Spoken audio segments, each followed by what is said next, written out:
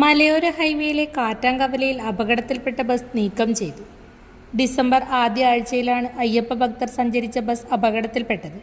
കർണാടകയിൽ നിന്നുള്ള തീർത്ഥാടകർ സഞ്ചരിച്ച ബസ്സാണ് നിയന്ത്രണം നഷ്ടപ്പെട്ട് മറ്റപ്പള്ളി വളവിൽ മറിഞ്ഞത്. ഈ അപകടത്തിൽ ഒരാൾ മരിക്കുകയും 46 പേർക്ക് പരിക്കേൽക്കുകയും ചെയ്തിരുന്നു. റോഡ് നിർമ്മാണത്തിലെ അശാസ്ത്രീയതയാണ് ഇവിടെ അപകടം തുടർക്കഥയാകാൻ കാരണമെന്ന് പറയപ്പെടുന്നു.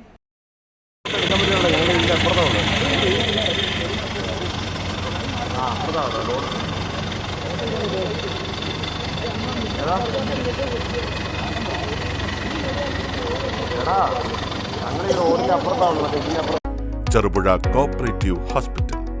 കുറഞ്ഞ ചെലവിൽ മെച്ചപ്പെട്ട ചികിത്സ.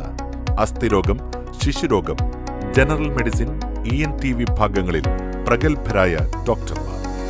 24 മണിക്കൂറും പ്രവർത്തിക്കുന്ന കാഷ്വാലിറ്റി ലാബ്, ഫാർമസി സൗകര്യം.